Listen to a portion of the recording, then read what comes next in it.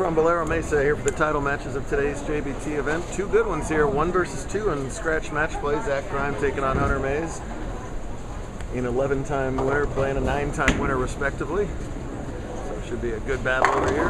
To the left, we'll also try and catch at the same time. That's 10-year-old JT Verdi. He's going up against Mackenzie Hammer for the handicap division title. Mackenzie red hot lately on tour. Of course, then again, so this guy won the doubles back at Canyon a couple weeks ago. Looking to do it without Elias O'Halloran's help this time. SoCal Invite champ. And Hunter missed a single pin in the second, so Zach's got a 10-pin lead if he converts his 4-pin in the third. Here is said red hot Mackenzie.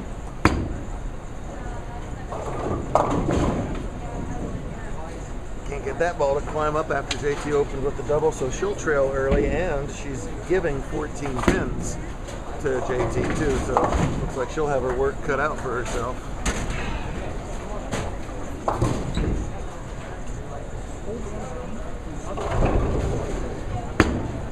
Makeable spare, but the ball's not going to get over there. Bolt on boardwalk today, short, relatively flat. But they didn't score that badly today. It was only a, what was the cut? 30 down? 39 down in scratch. Bowlers are getting better and better and more fearless. So they play the lane better, smarter as a group. Lanes break down a little bit easier. Man, the guys, they're just at a ridiculously young age, getting better and better on everything we throw at him. But Hunter really found his luck today. Led qualifying at over plus 200. That's a 240 average. Seemed like he was a little apprehensive about having to deal with match play today. When you lead a tournament, you'd much rather do classic format than a head-to-head match play format. But he had no trouble with his opponents to get this far. Wins over Tim Hill and Andrew Guba along the way. JT got a great break in the 10th frame of his last match. He needed a mark and got the 6 to fall into the 3, so he didn't have to shoot anything. This is his first singles title match. He made a doubles finals with his dad, who's back behind us cheering right now. And he opens up with 3 in a row with a little squasher. He's from Vegas. Doesn't he look like a mini Huffman? By the way, yes. They keep making them in Vegas. Short and glasses and powerful. Sebastian's from West Virginia, but we will claim him as a Vegan now. Trying to send all the good vibes to Las Vegas I can right now, in the next 13 minutes or so. We are on pins and needles here, as things may or not be happening. JT wants to open up with 4 in a row, and he's got it. Wow. Welcome to the title match, Verdi. Meanwhile, Hunter's left the bucket and fries. It's a nice cover. There's about 15 ways to chop that and only a couple to make it. He found one of them. Did lose 5 more pins to count though, so he trails early in this match to Grime. Mackenzie won both subdivisions last time out at Surbat, girls and U17, and finished 6th in a scratch-only tournament. So that was really a great performance, and she's throwing the ball confidently right now. Not showing it so far on camera, but really improving rapidly. She's up to a 180 average. Might go up a pin or 2 after today. But racking up the finals. Lucky to avoid the washout there. Get every spare you can, but these especially handicap matches change quickly, which has made it that much harder on herself. Missing that back pin. Zach just gets more and more powerful as he grows. Going up the outside. Now, one of the knocks that ignorant people make about two-handers is that all they do is stand left and throw right. I got about 30 junior bowlers that can prove that otherwise out here, as the good ones have learned to ball down, change their shoulders, all sorts of things to be able to play relatively right and straight, which is generally the theory on the shorter patterns. just as well as some of the thumb-in people. You see it by the results today. There are no thumbs in the scratch title match. I thought you'd make the title match on this kind of pattern. They're close. A 6-9-10 did in from the going today. Catch a double and add another 10 pins to his lead. Now, he's not going to catch a double that way. That ball checked up super early on and leaves the dreaded 310. So did Mackenzie. And she covers hers up. Very nice.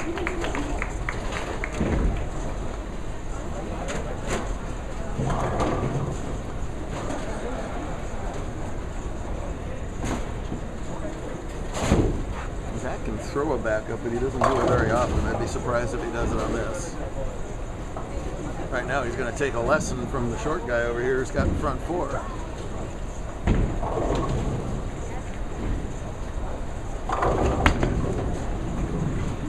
That's close. No, doesn't quite get up. Breaks up to 2-8-10. Ashton's still here? No. Let's see which way Grime elects to go about this. Ah, beautifully done. A 310 clinic by Zach and Mackenzie there in that frame. 2-8 clinic. JT's got to trust that ball out there. At that slower ball speed, it will definitely hook. Yeah, just enough. Any more, that would have slid by the 8. Sorry, I'm on the edge of a shelf here, so the camera keeps flipping around. Hunter's been so dominant today, he's got to get it going. Those are the kind of hits that have been carrying for him all day, too. He's been carrying everything, let's face it. And slamming the 1-2 pocket pretty hard as well. Just coming off a 279 win over Cuba to get here to the title match. Careful preparation of the little guy.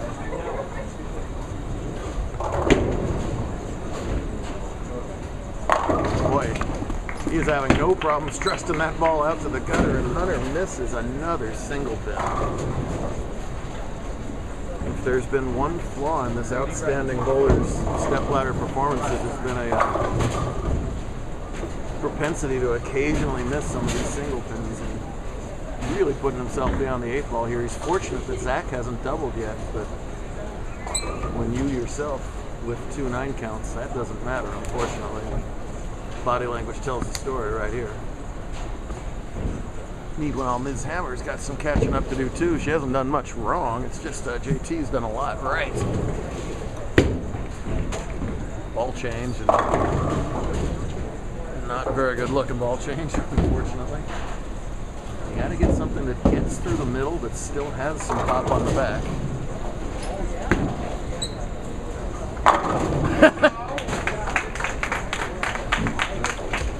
Talk about body language telling the story. Just puts his hands on his hips and says, "Is that good enough for you?" It was. Shreds the rack. He's back there shredding some other stuff behind us, I would imagine, right now.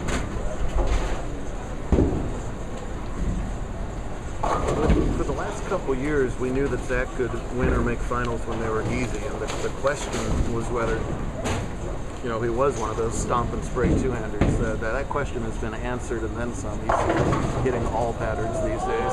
His shot repeatability has gone way up. So it's turned him into a force every single tournament out here.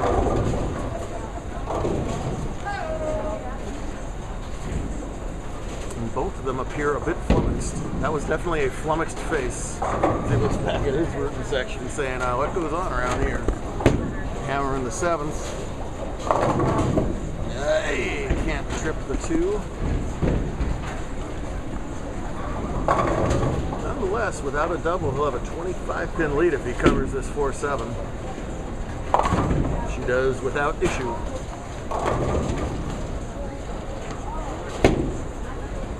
So we'll go back and think about it with his fan club. What do you think? What do you want for Christmas?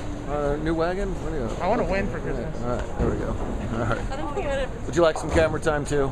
Everybody else like some camera time? Not really. You don't have a mask on. Please have. There you go. Thank you. There's some camera time. He is eating. You are actively eating. Yes, thank you. Copyright Bowlero Corporation 2020. Look at JT Birdie, kids. He's doing his best Hunter Mays impression on the right side. Mackenzie's going to be like, well, what did I do to deserve this? What a debut title match performance. All he got is Zach's back. Try to get a better shot. He likes it. And he says, all right. Changing every shot.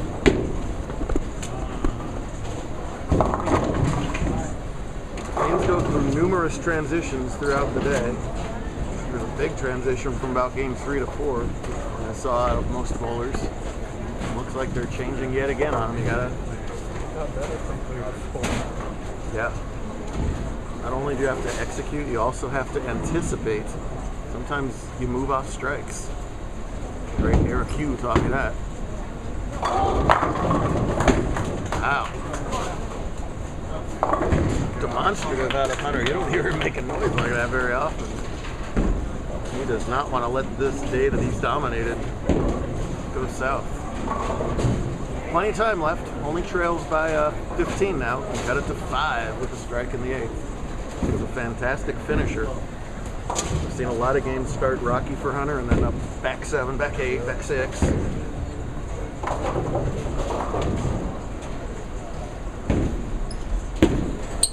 Loves it. He fully expected that ball to climb, and it never got there, and he's out of here. Now there's some voodoo going on in the back third of the lane for both players. Urethane balls push the oil a little differently. He's really creating his own traffic on the left side too, so that can be a pro or con depending on what's going on in the pattern. Let's do not get lazy with this spare either.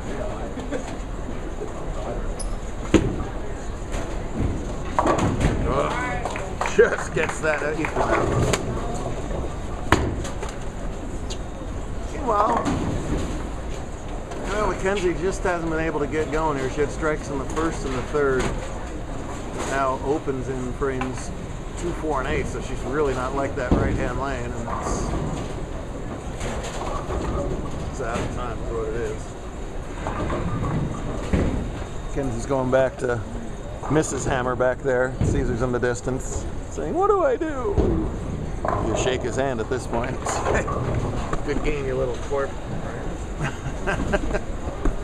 JT is running them over.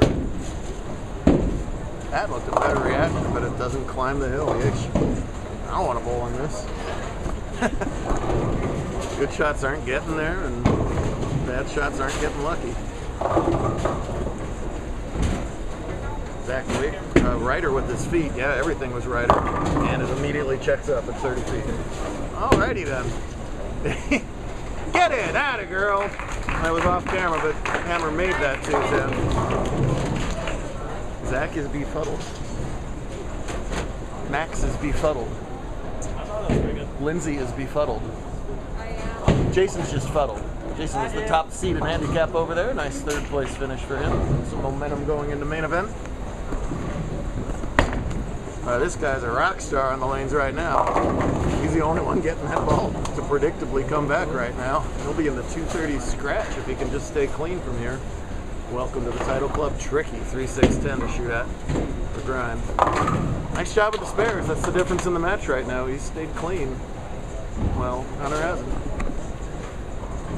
He's got to use all those mental skills to figure out what to do next. Touch that 10-pin, rats.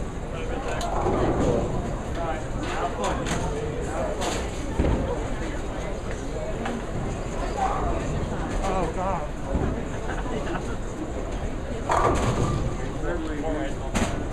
So Zach just goes back to his mom.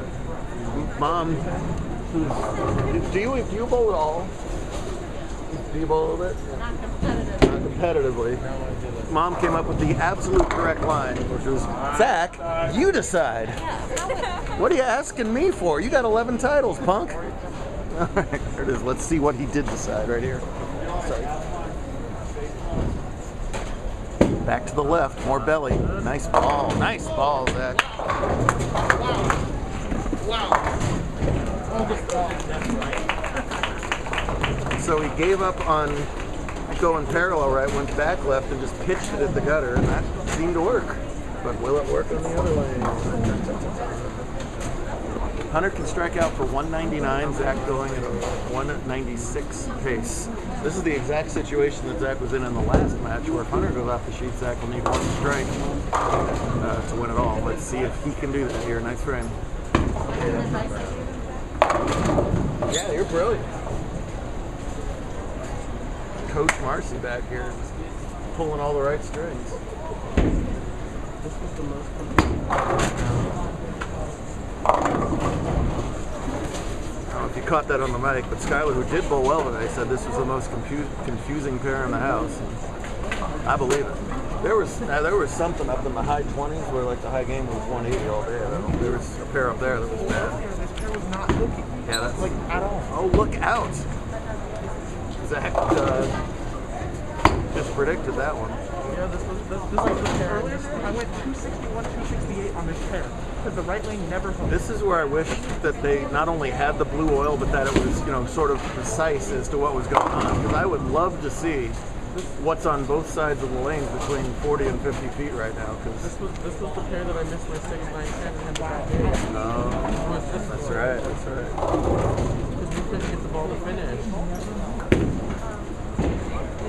And then as soon as you just help it a little, I mean, he was frustrated, but you help it and it just races off the lane. Yeah. You've got to hit the Wow, what a early weird in the first 10 feet.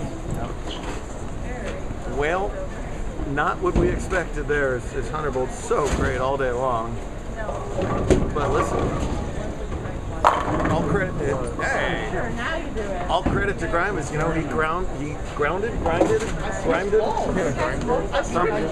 He grinded out the marks is what I'm trying to say, and grimed out the marks, and that was good enough this time. Not every game is 250, 240 between superstars. We start every single tournament with make your spares, and he did. Late 3-bagger all for show, put him in the 2 teens and make him a 12-time champ.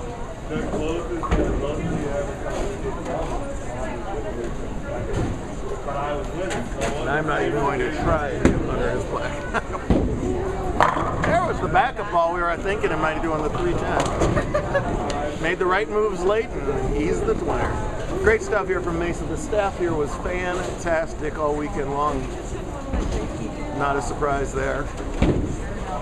We'll do it all again sometime soon. Yes. Somewhere near you. Somewhere on planet Earth. It's 5:02 Mountain Time, and the lounge is that way for the adults. Yes, one way or the other. Governor Sisolak, be a mensch. Don't mess up my holidays.